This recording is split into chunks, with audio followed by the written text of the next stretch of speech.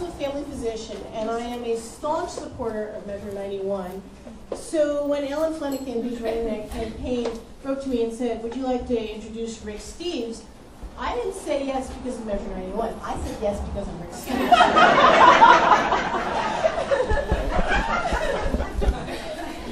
And I said yes without looking at my calendar, which if any of you have any idea what my calendar looks like right now in campaign season, you will understand how remarkable that is. Because I didn't really care what else was on my calendar. If I was going to get to meet one of my absolute travel heroes in the world in person and in person, that took priority over anything else. No question.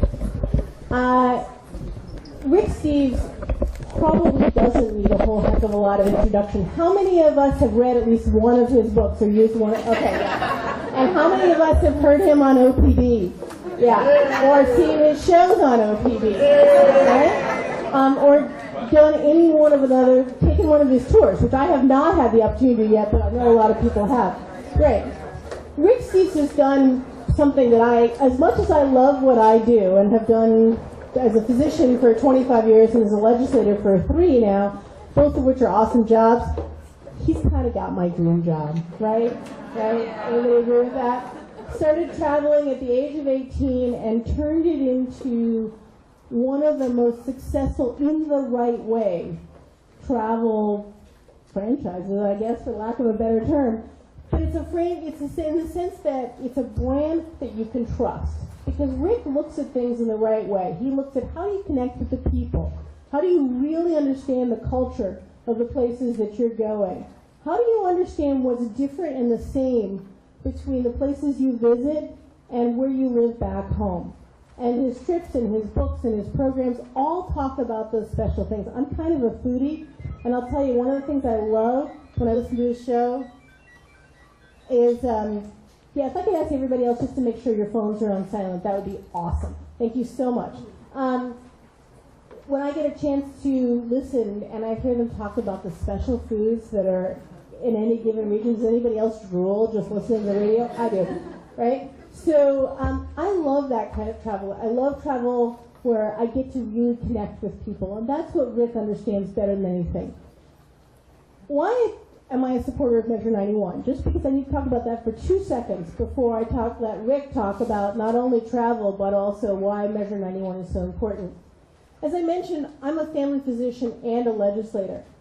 And so what I really care about is having Oregon be the healthiest, most productive, safest state in the union, right? That's why I decided to become a legislator, because I really believe we can be that kind of state.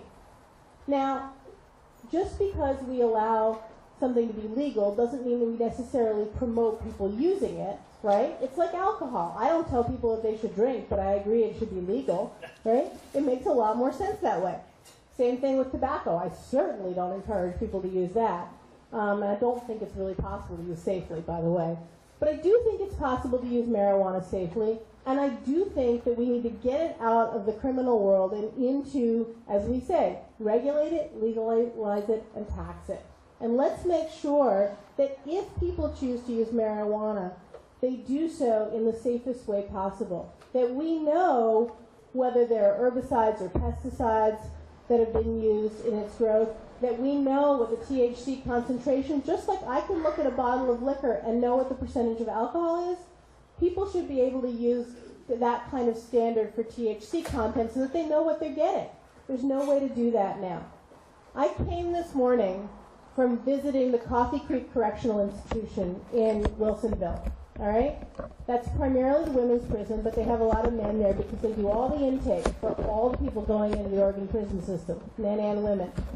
Now, we don't have a lot of people who are incarcerated in our prison system just for marijuana crimes. But I think we know that a lot of the things that happen, the things that, because growers have to be behind the scenes, folks, there is some more room on this side. If you're kind of willing to wiggle around a little bit, we can make some more room for people.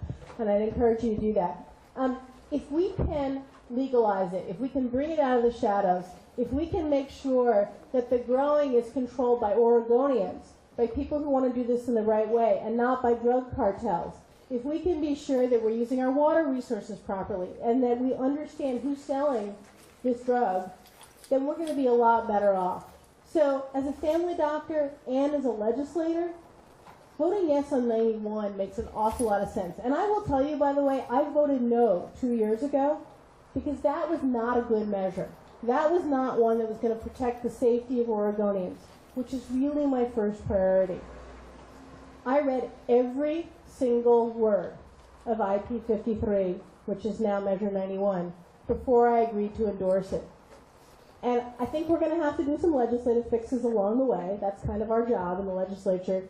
But overall, this is a very thoughtful, well-crafted measure that's going to promote the safety of Oregonians and take something that should never have been illegal in the first place and put it where it belongs, which is next to alcohol as a regulated drug in the right ways.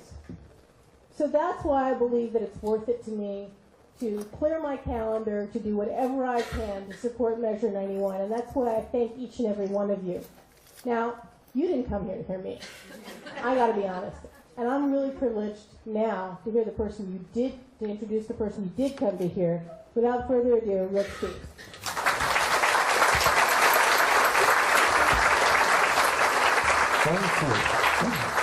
Thank you, Elizabeth. Boy, you guys, I can understand why Elizabeth is your representative here. She's just great to meet, and thank you for that introduction. I just want to take an hour of your time right now to explain why I think it makes sense to legalize, tax, and regulate marijuana in Oregon, and I want to bring it right back to my whole enthusiasm for travel in a way that broadens our perspective. So I'm going to give you a little slideshow, and I'm just going to start first about just how travel in general is a very constructive and valuable way to open us up to the world, and then we'll finish that with some drug policy and talk specifically about 91. So I'm going to go pretty fast because we've got, it's a big state and we're going all over the place.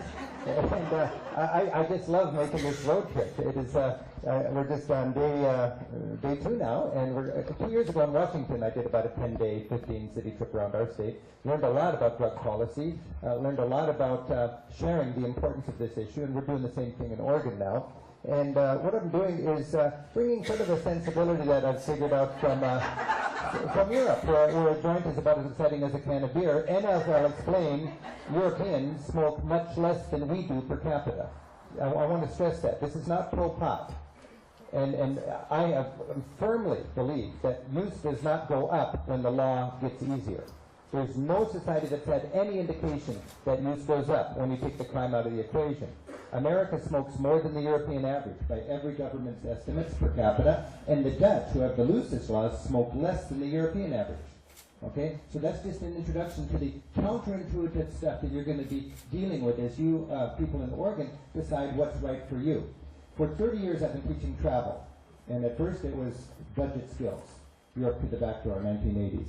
90s, it was Europe 101, how we can enjoy the history, art, culture, cuisine, you know, that sort of thing. And then since 9/11, my passion has been to help Americans and try to inspire and equip Americans to travel in a way that opens them up to the rest of the world. And when they do that, get out of their comfort zone and talk to people who find different truths to be self-evident and God-given, they come home with what I think is the most important souvenir, and that is a broader perspective. And empathy for the other 96% of humanity. And that's the theme of this book, Europe, Travel as a Political Act. And my passion for drug policy reform is just one of many things I've learned through my travels that way. When you travel, you have so many magic moments, and this is what's really fun. You get out of your norm. If it's nature, you get close to nature, and then for the rest of your life, you're more tuned into the beauty of nature. Imagine, high in the Swiss Alps. These people are not rugged. They roll the lift up for breakfast in a revolving restaurant on top of the Alps, okay?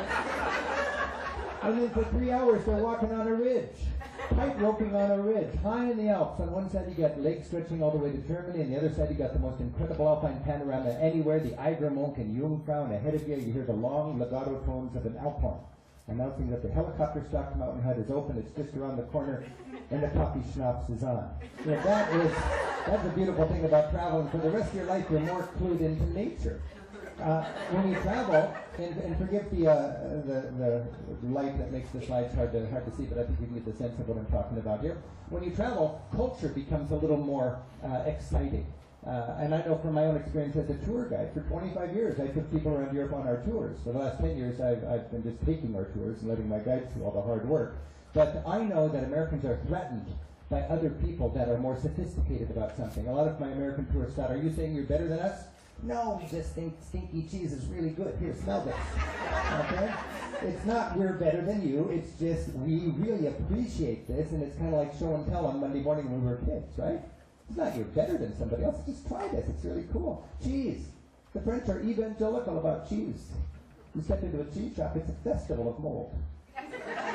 All my life, I thought cheese was just orange in the shape of the bread. Here you go, cheese sandwich. And you go over there, there's a different cheese for every day of the year. And then I come home, and I have the option to be enthusiastic about cheese, or I can say, no, I'm not into that. But that's a fun thing about travel. Another great thing about travel is you realize history is happening today. We're part of history. 100 years from now, we'll look back, and these are heady times we're living in. And when I travel as a travel writer and a tour guide, I want my travelers to be connected with history, to see it all around them, to be on top of the Reichstag, this beautiful historic building that was bombed black and hooked throughout the Cold War. Suddenly Germany's united, the government's back in Berlin, and rather than bulldoze the building, they incorporate this beautiful glass dome into the top. To be on the top of that dome on opening week, surrounded by teary-eyed Germans. Anytime you're surrounded by teary-eyed Germans, something exciting is happening. No, this was the symbolic closing of a very difficult chapter in the history of a great nation. No more division, no more communism, no more fascism, a united country with a new capital looking into a promising future. The other American tourists on top of that dome, they were clueless, and it made me sad. I thought, I'm living in a dumbed-down society. I don't want to live in a dumbed-down society. It's not good for America to be in a dumbed-down society, and today there are powerful forces that would find it really convenient if we're all just dumbed down. Just go shopping. We don't want to be a society of mindless producer consumers. We need to be engaged. And in my own little world as a travel writer, I vowed then and there to expect my travelers to be engaged, to be smartened up instead of dumbed down. True, you make more money when people are dumbed down, I think, in the typical corporate approach to things. Dumb them down and sell them stuff. But these are serious times, and our society has a lot to be thankful for and a lot to take care of. And if they dumb us down, Germany has learned the consequences of a dumbed-down society. You go to Germany, and they're aggressive about smarting up their electorate, regardless of what their political agenda is. They want a smart electorate. Here, it's just the opposite. And the irony is that the people that are wearing all of their, morals and their patriotism on their sleeves are the ones that are trying to dumb us down. And I just find it threatening to my country.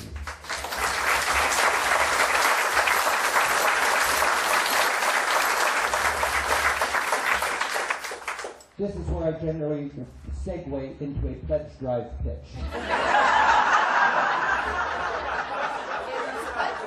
OPB has got to be one of the greatest public television stations in the country. It really is. And they recognized me before anybody else would pick up my show 25 years ago, and I'm thankful for that. And today most Americans think I'm an Oregonian. Because every time my show runs, it starts and finishes with the OPB jingle, and I like it. With OPB and with public television and public radio, I can write scripts and produce shows that respect the intelligence of our audience, that assume an attention span, and can bring you programming shaped not by what's good for our advertisers, what will keep our advertisers happy, but by a passion for better understanding our world. And with OPB, I can talk about drug policy reform. With OPB, I can take you to the Holy Land like we're doing right now, or take you to Iran like we did a few years ago, and challenge people to be smart enough through their travels and to help make America a better and a stronger place. When you travel, you get out of your norm, and you find yourself in where people are staring at you instead of are you staring at them, and that's healthy. I mean, we are living in a pretty homogenous world here, and it's nice to get out where we are not the norm. Get out of your comfort zone. I just love that. And it doesn't need to be big earth-shaking stuff. I mean, here I'm in Italy, and this little kid's staring at me. It's kind of rude. Finally, his dad said, "Excuse my son, he stares at Americans." I said, "Well, why is that?" He said, "Last week we were at McDonald's having our hamburger, and my son, noticing the fluffy white bun, asked me, he said, 'Dad, why do Americans have such soft bread?' And the dad said, 'Son, it's because Americans have no teeth.'" So, I thought, whoa. So I showed the kid my teeth. The poor little confused kid, doing my best to dispel that misunderstanding between nations. But there's all sorts of silly things that people don't understand between countries. And in my travels, I'm really struck by how quick Americans are to not understand somebody and then judge them. It's a complicated thing. I wrote a whole book on this, basically, Travel as a Political Act, and it's really fun to get out of our comfort zones and to talk to people who we can learn from. When we travel with a smart, open mind, we gain an empathy for the other 96% of humanity, and then you bring home what I think is that best souvenir, a better understanding of our world. My beat is Europe. Europe is a free trade zone of 400 million people producing $15 trillion of stuff a year to compete with the United States, a free trade zone of 300 million people producing the same $15 trillion of stuff a year. A lot of Americans who are threatened by the European social sensibilities will take a look at them. They're a basket case economically. They produce less than what we do per person.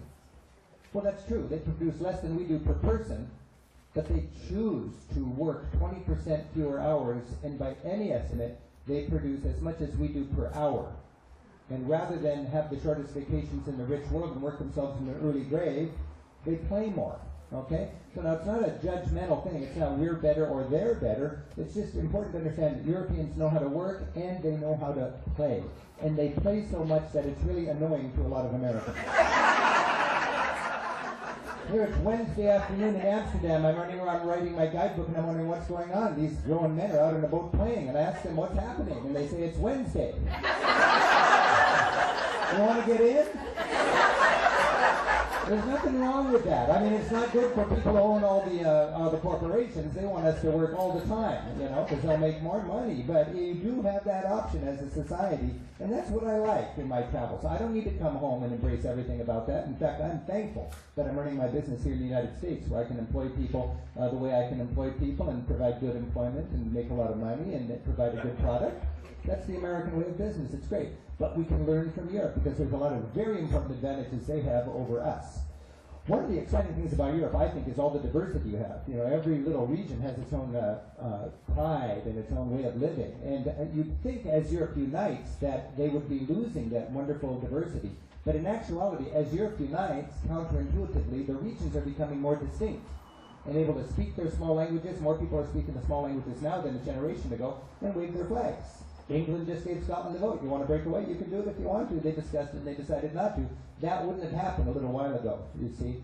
If you think about it, in our lifetimes, the headlines in Europe have been regions challenging nations. Basque people wanting to break away from Spain, frustrating Madrid. Celtic people in Brittany want to break away from France, threatening Paris.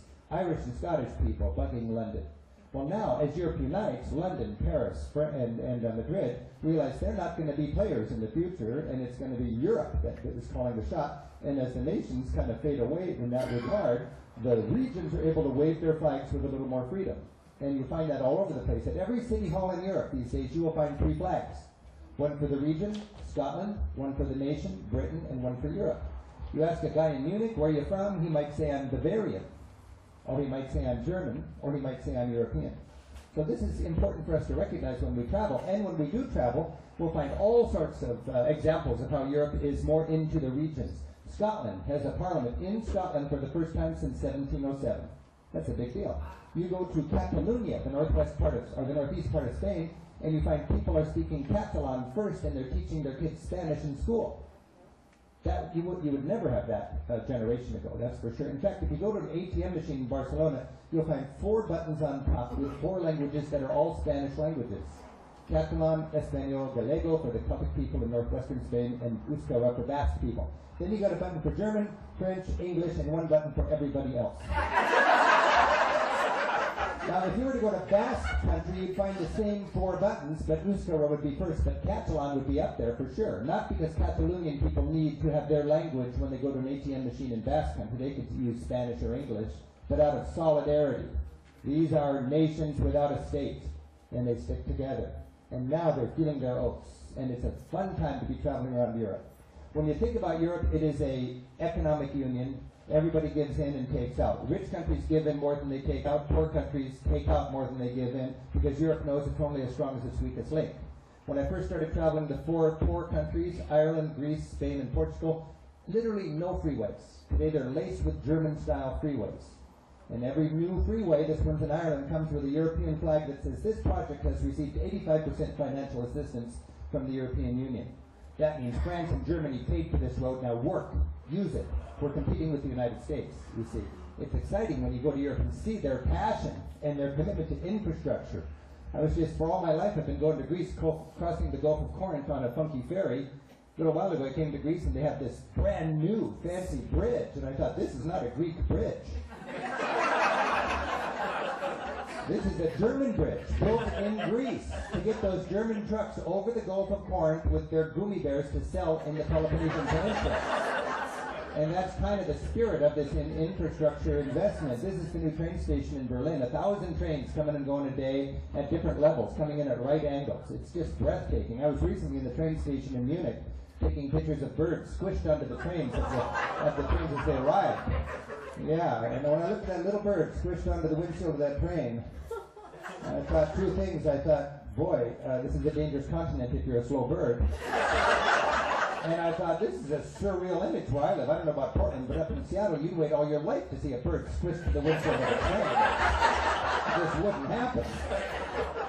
Now, when I travel, and I've spent 4 months a year for my entire adult life outside of our country, talking to other people who find different truths to be self-evident and God-given, you realize that everybody does not have the American dream.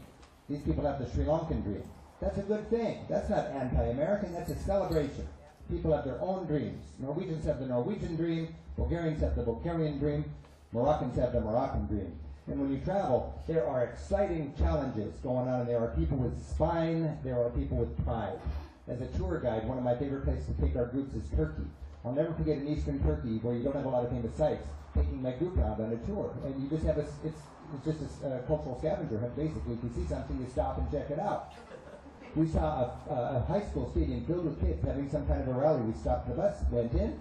200 kids there in that little humble village in Eastern Turkey gathered together, thrusting their fists up into the sky and screaming together, "We are a secular nation.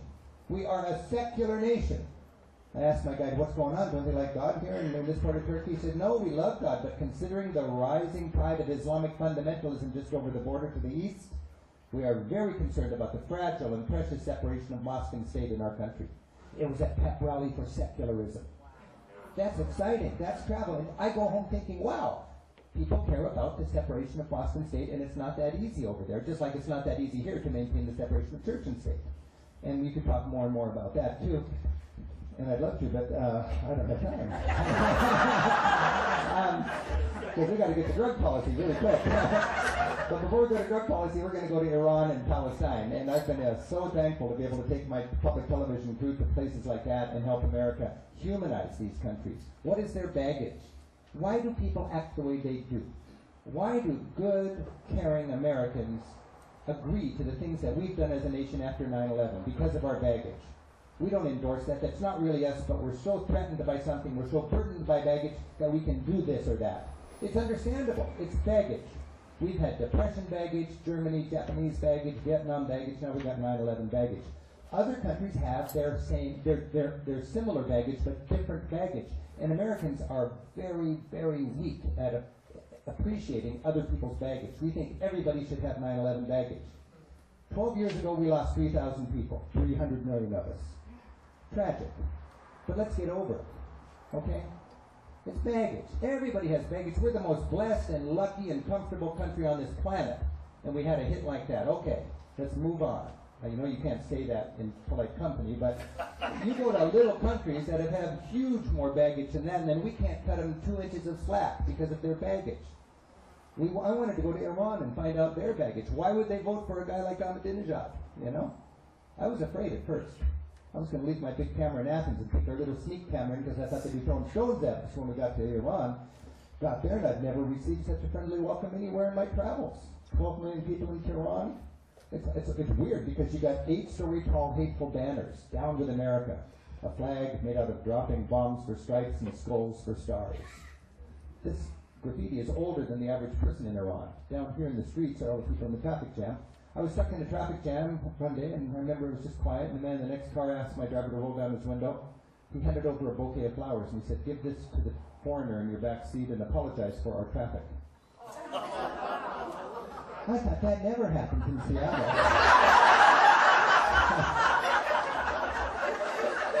Later on, I was in a traffic jam, another traffic jam, it was just silent, and suddenly the driver just blurted out, "Death to traffic."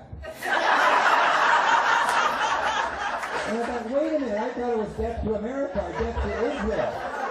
And he said, no, right now it's death to traffic. I said, well, what's that? And he said, well, here in Iran, when something is frustrating us and out of our control, we say death to that. And then it hit me. We Americans are so simplistic and so black and white and shrill 24/7 news coverage and boiling everything down to a bumper sticker. We think death to you means death to you. It's just a difficult way of translating from the Farsi word for damn, right? Damn election fraud. Damn the weather. Damn Obama. Damn Bush. Damn Ahmadinejad. It's what they say. Death to, if they translate it, and they don't speak English very fluently. Have I ever thought, damn those teenagers? Well, of course I have. Now, do I really want them to die and burn in hell for an eternity? No, I'm not being that literal. It's just after midnight, turn down the music. Damn those teenagers. So I don't want to apologize for Iran, but I do want to challenge my American friends to get a little more sophisticated and stop being made fools of by entertainment that's masquerading as news. Hello, America.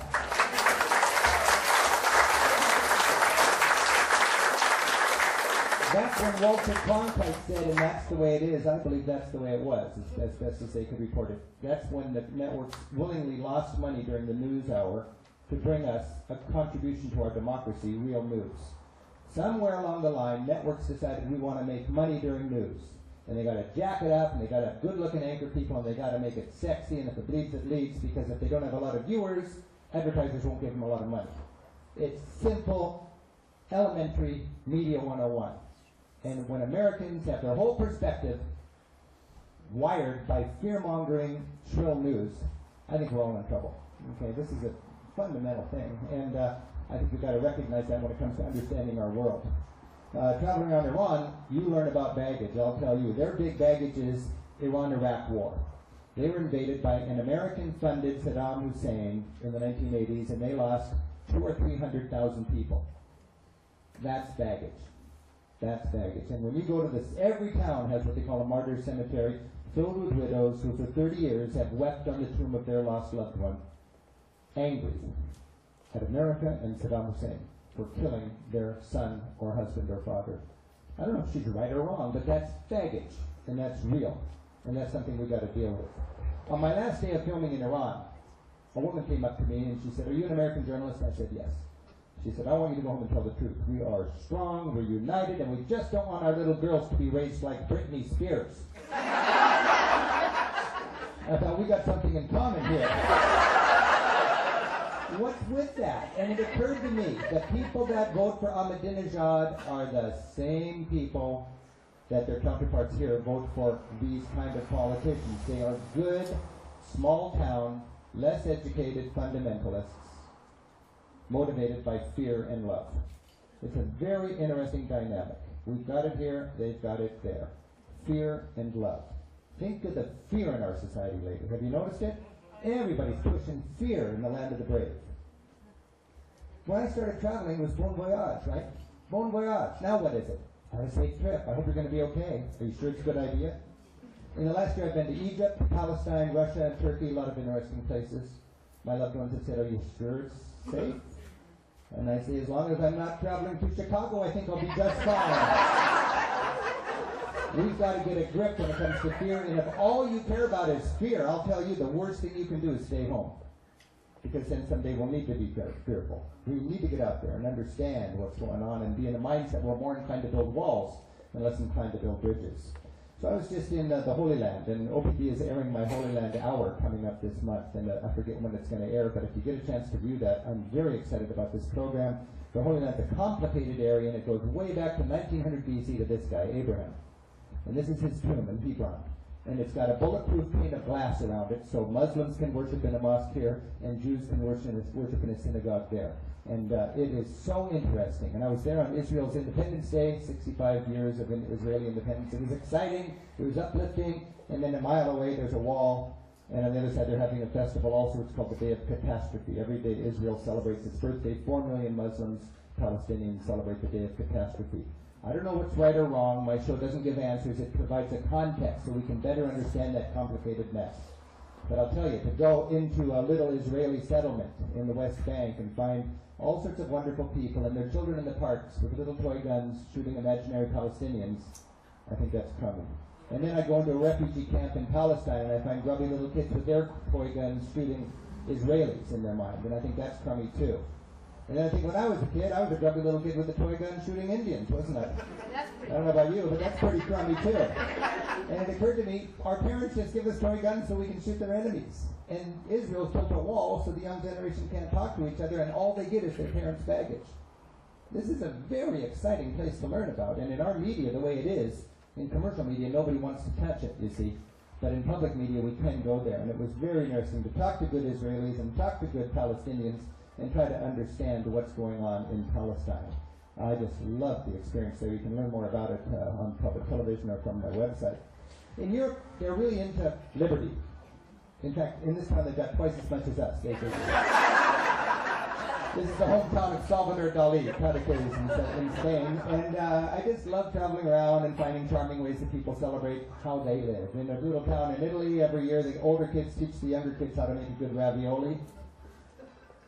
In this little town in France, the Chamber of Commerce got its money together to produce these orbs so visitors can appreciate the fine differences of the wine they produce, the bouquet of the wine. A good nose is a life skill worth having in Burgundy. All over Europe, people are happy to pay too much for their loaf of bread to buy it from the person who baked it. It's family values, European style. Europeans appreciate their good wine, their fine wine, and they know where to fill it up really cheap.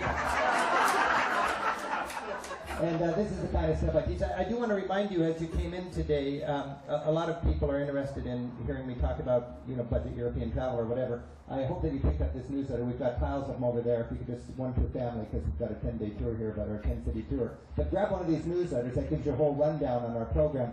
And while I don't have a lot of these things, I do have about 20 of this DVD here. If you really wanted to hear more about travel, you're welcome to grab one of these. Please, if you listen to it, grab one. It's 2 or 3 hours of information about travel. The 3 shows we produced on OPB about how to travel, and my hour-and-a-half lecture about traveling around in Europe.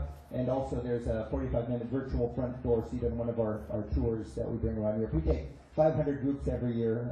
We put 15,000 people around on our tours this last year, and more than half of the people that take our tours are return travelers. For the right people, these tours are really great, and this helps explain that. So that's all right here.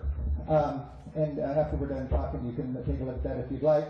But I want to get into, there's so much to talk about, but I really want to talk about legislating morality. America is really quick to legislate morality. And my friends in Europe, they remind me that society has to make a choice: tolerate alternative lifestyles or build more prisons.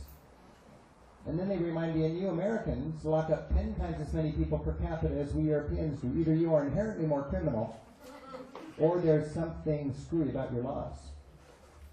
It's a very interesting thing. Prostitution is a good example. In Europe, as tourists, there's famous brothels and red light districts, and you go here, and you realize this is not just a celebration of prostitution, it's pragmatic harm reduction. Here, we criminalize and we measure the effectiveness of our laws by how many people do we incarcerate. Over there, they measure it by how do they reduce harm to their society. There's always been prostitution. Nobody says it's good. There's always going to be lonely men with money that'll buy sex. And there's going to be women who will sell it. Okay, you can make any law you want, it's going to happen. In Europe, they decided to take the harm out of the equation, make it safe for the public. Let these women run their businesses, make them be licensed with doctors checking, not spreading around diseases, make sure they are licensed, and also understand when they push their emergency button, they're not rescued by a pimp, but that they're rescued by a policeman. That's just the European idea. Doesn't work perfect, but it's an attempt in Europe to take the crime and the heartache out of the equation by not just moralizing and just saying no, which we're really inclined to do. In Europe, they've got a lot of hard drug problems, just like we do here. When you step into a toilet in much of Europe, you go downstairs in a restaurant and you step into the toilet, blue lights. Blue lights. What's going on? You cannot see your veins. Very frustrating if you're trying to shoot up. Any restaurateur doesn't want junkies in their toilet shooting up. Lock the door, get a warm, comfortable place to do your work, and in Europe they have blue lights to discourage that. And then, Across the street, you've got a machine bolted to the bridge like this one in some town in Switzerland that used to sell cigarettes, and now it sells government-subsidized syringes. They're almost free. Americans would say, no, you're encouraging that action. Europeans would say, it's going to happen anyways. Let's stop spreading HIV and give them needles, for crying out loud. The word in much of Europe for addicted is enslaved. These people are not criminals, they're sick people. They don't need cops and lawyers, they need counselors and doctors and nurses to help them get their lives back on track. It is so fundamentally different in Europe, and I'm so thankful to be able to bring that sensibility home when it comes to drug policy reform. Down the street, you'll find a place called a Cafe Fix, and it's a government-subsidized heroin maintenance clinic where people can go to administer their addiction, so they're not getting their drugs on the street from a criminal that doesn't cut it right and then overdose and die. In Europe and in America, we've got a lot of hard drug-addicted problems, and 1% of our society has got a struggle with this. In the United States, we lose twice as many people per capita to heroin overdose deaths, 18,000 compared to Europe's 8,000 a year. Europe has a think-out-of-the-box, pragmatic harm reduction approach to hard drug addiction. A lot of my tourists will say, look at all these junkies around here. Europe has all these liberal laws. They got so many people taking drugs. They got the same amount of people taking drugs. Their drug addicts are just still alive, and they're not in prison. They're out in the streets being helped, you see. So these are some challenging issues that we can talk about when we think about what's good for our society. This chart is so telling to me, and it just shows the United States locks up 10 times as many people per capita as the European countries. And I just think this is a travesty. And when we look at it, ever since 1970, when we declared this current war on drugs, about 1% of our population has been addicted. It hasn't changed. And we've spent $1.5 trillion trying to criminalize this thing and moralize. It's a losing battle. And it's hard to talk about it because people are afraid their character is going to get assassinated, right? I can talk about it because nobody needs to vote for me, and I can't be fired. Once in a blue moon, somebody says, I know what you think about marijuana. We're not going to use your guidebooks, and we're not going to take your tours. And all I can think is Europe's going to be more fun without you.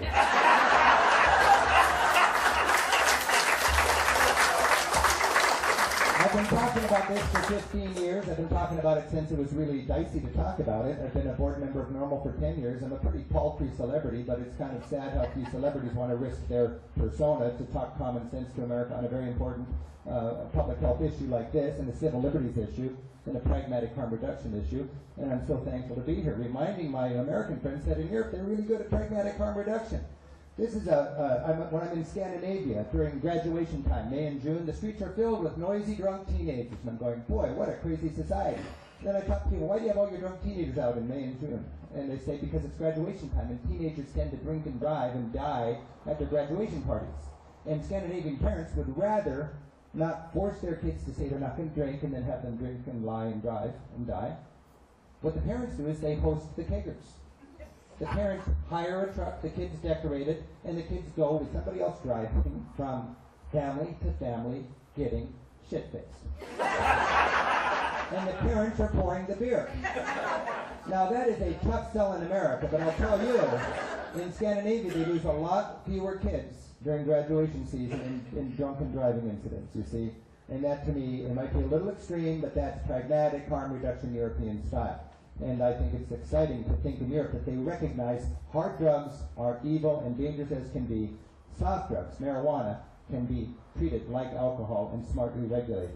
This is in Copenhagen at a hippie squatter community called Christiania, and you've got posters here that say, okay, marijuana's fun, no hard drugs, all right?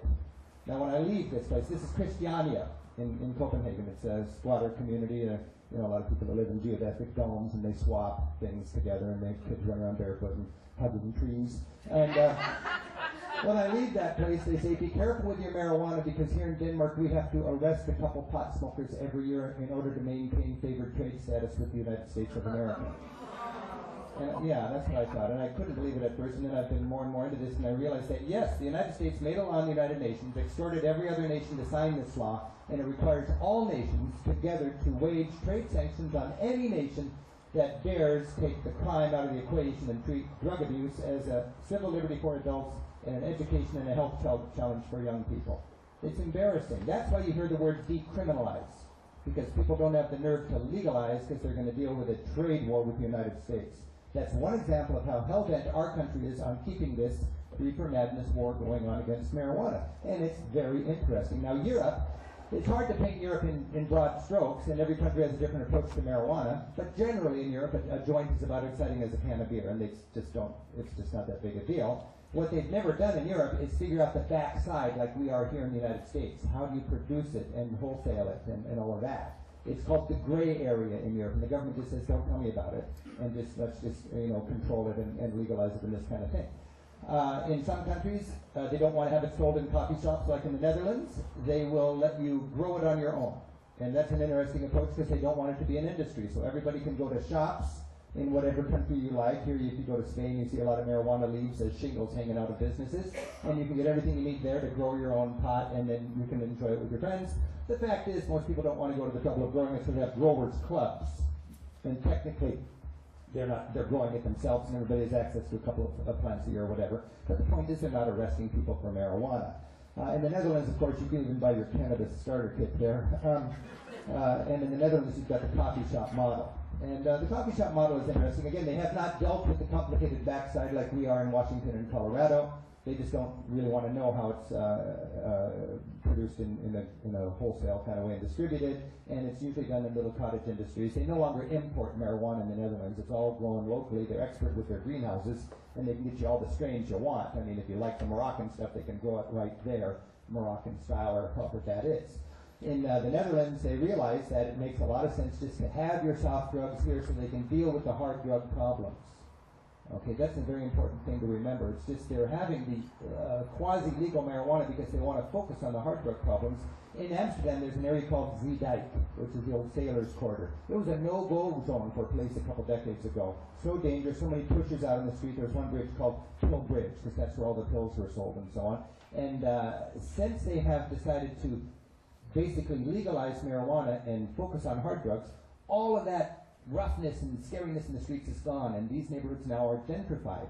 Very comfortable for people to go out to a nice restaurant at night, and the hard drug population is going down, and it's aging, and the marijuana taking population is staying the same. And they've taken the crime out of the equation, saved millions of dollars, and helped police refocus on serious crime instead of running down petty pot smokers. It's what works for the Dutch. Now, they've had some pressure from the United States and from conservative groups and Christian groups that they should roll back their coffee shop stuff. And who has dug in to defend the coffee shop approach to things in the Netherlands is the mayors. Because the mayors are the ones that have to deal with crime in the streets. And the mayors are saying, I don't care what the United States is telling you, or these right-wing Christian groups or whatever. We're dealing with turf wars on the streets, and we don't want the violence on our streets. Our police want the marijuana in these coffee shops, so they know where the drug users are, and they can communicate with the hard drug taking population, and they can deal with the scourge of hard drug abuse in their society. This is very pragmatic, and what has happened in the last year is this attempt to roll it back has failed, and the mayors have had their way, and they still have their coffee shops. In the Netherlands, there's a limit of 500 grams you can have in inventory in a coffee shop at any one time. That's about 1 pound of marijuana that they can have. You can sell as much as you can sell, but you have to take deliveries of 1 pound at a time. The mayor recently in Amsterdam has actually had as one of his platforms, he wants to raise the inventory to 1 kilo, 2 pounds instead of 1 pound, to cut back on traffic congestion in Amsterdam. It's amazing they're dealing with these practical issues rather than locking people up. The Dutch have so few people in jail that they're renting their empty prison space to the Belgians, who are not quite as advanced as them. By the way, in Seattle, my friend Pete Holmes is the city attorney, and he was one of the co-sponsors of our 502. When he ran for city attorney in Seattle, which is an elected position, the big question was, how are we going to fund a $200 million prison that we need? And Pete said, I have a good idea. If I'm elected, we'll stop arresting pot smokers, and we won't build the prison because we won't need the prison, and we'll save $200 million. We voted for Pete, and we never built that prison, and we're happy ever after. So this is interesting stuff, and I want to stress, as I go around the country, I mean, Oregon's a pretty easy audience, frankly. I'd much rather be in Texas talking about it down there.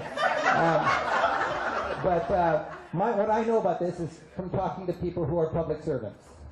People like Elizabeth, who are legislators, dedicating their career to family issues, you know.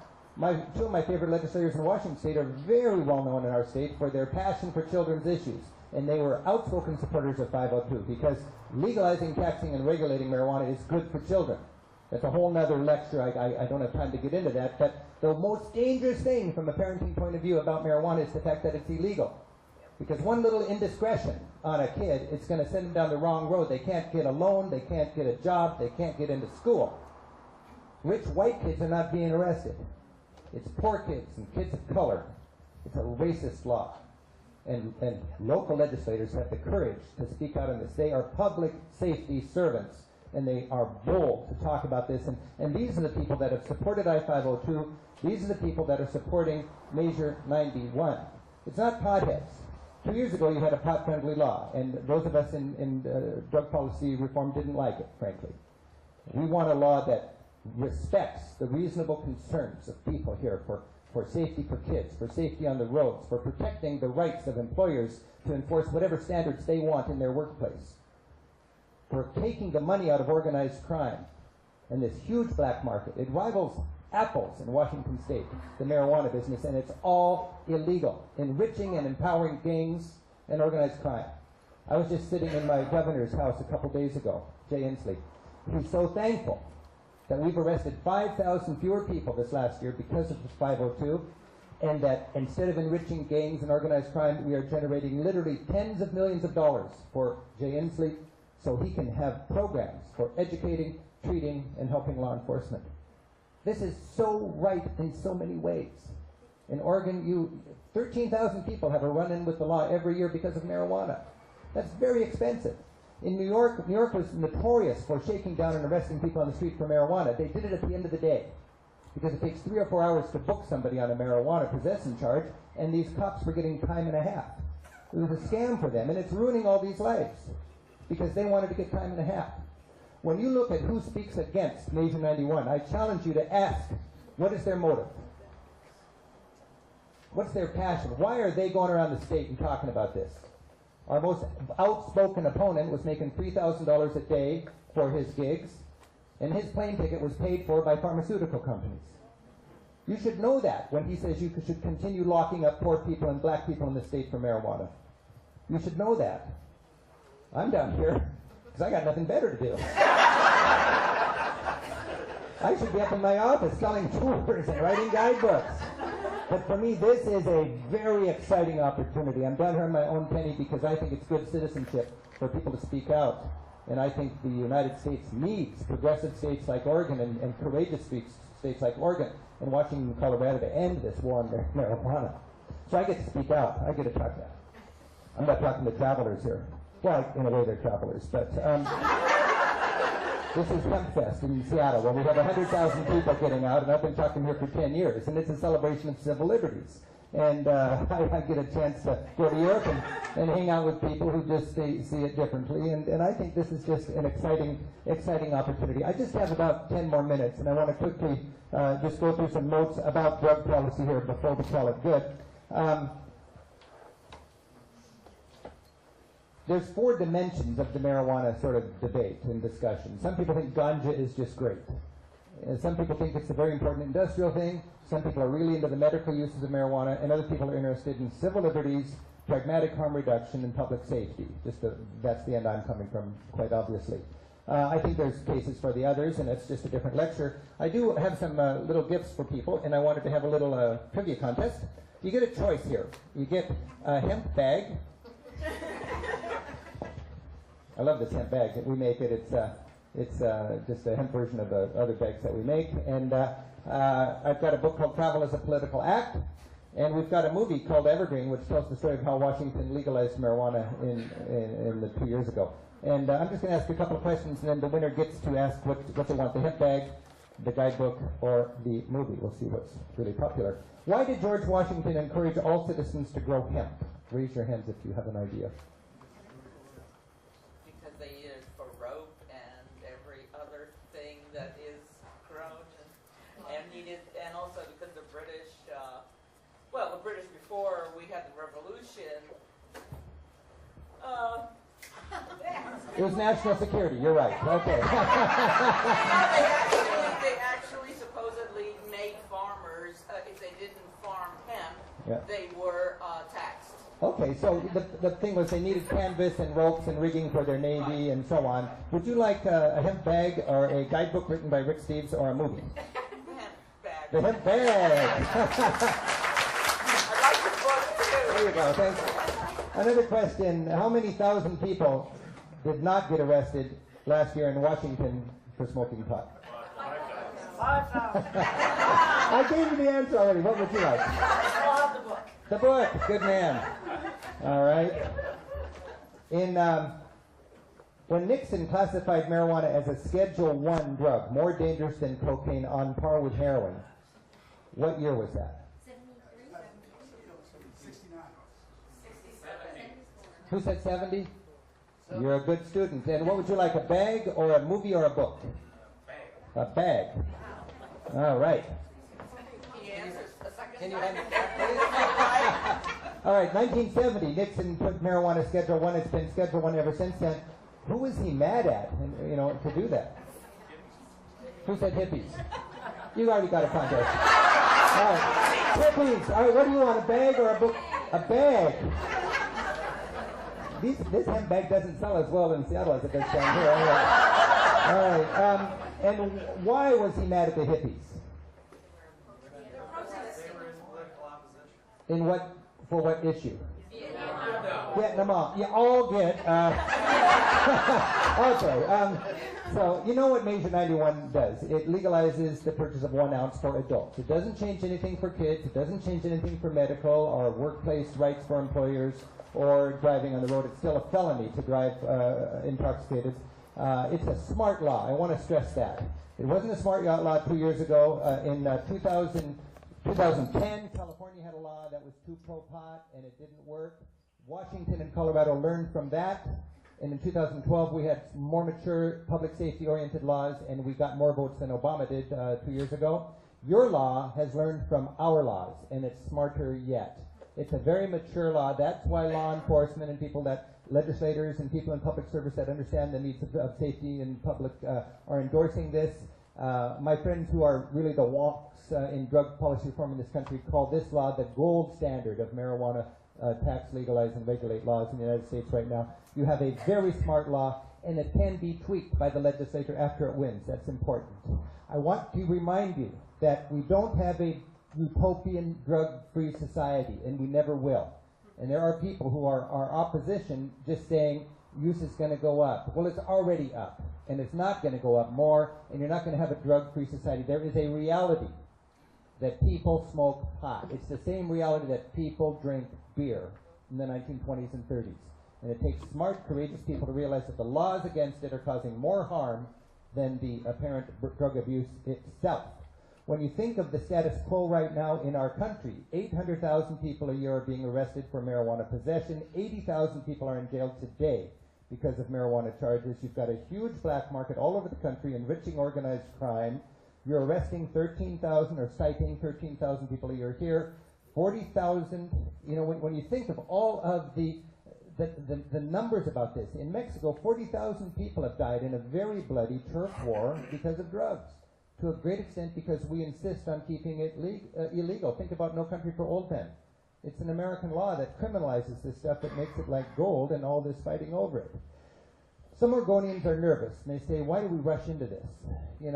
It's not a reckless thing to do at all right now. It is working in Oregon, and it's working in Colorado. The Brookings Institute has studied Colorado, and they've assessed it, and they have concluded that none of the scare tactics have panned out, and all in all, it's working well. Of course, it's a bumpy road because it's innovative, but your law has benefited from our experience, and I'll tell you, 13,000 people running in with the law in this state every year, that's reason enough to not delay this, and we need Oregon to pass this so we can take it to California next year. All right? I'm glad you respond. I'm glad you respond to that because you could say let's just talk about what's good for Oregon. This is a very big issue. It's important for the United States. In fact, it's good for the whole world because, as I said, the United States insists on keeping this criminal. And because of Washington and Oregon, there's countries in Latin America now that are much more bold about taking the crime out of the equation and dealing with this with a pragmatic harm reduction point of view.